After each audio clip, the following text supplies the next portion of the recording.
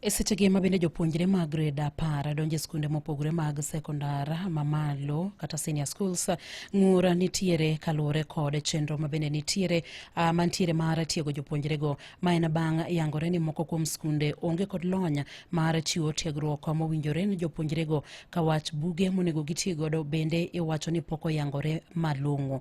George Aoko nigi ler mathoth kauke kaunti ma Mombasa.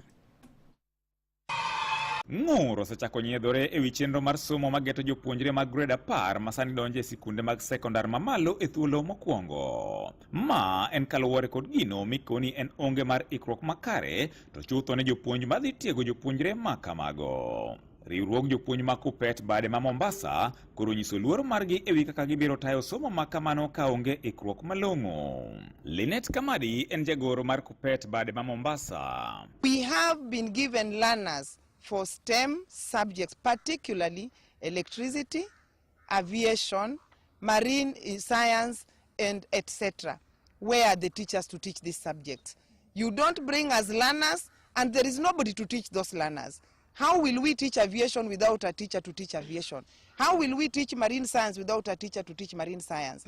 Michael Bita and Jalup Jagoro mar Kupet Mombasa. We are urging the president to rethink and replan and also give directives to the Minister of Education that they go to these schools and see what is happening. Giywak ni kata obedo ni pek mar lony mar CBC ne oketi e lwetgi, piny owacho bende pod orem chopo singo mar ndiko jopuonj mosebedo katiyo kaka kojolo. George Mbaru kod Nehemia Kipkorir gi jopuonj mag JSS. A teacher cannot be expected to teach in a class while you are suffering, while you are hungry. These teachers have really served this country for a whole year diligently, and you can see from the result that was released. Kindly please find a place in your heart, employ the 20,000 teachers. From tomorrow, we are starting going to the streets in all over the 47 counties in Kenya. We want to say, President, if you want us to travel to Singapore, the Singapore must start from confirmation of the 20,000 teachers. We are calling for autonomy in administration of the junior school.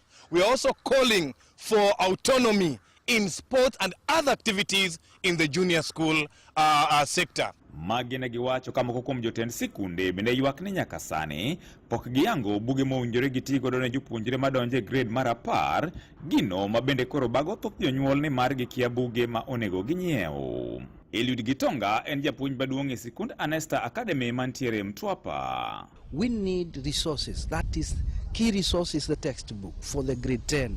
How I wish the publishers take that opportunity and supply this book in advance and make sure that we don't have a challenge what we experienced previously where some books were outdated or they were not rationalized. We had to go back to shop buy another one. Ne Radio Ramogi e county ma Mombasa, and George Aoko.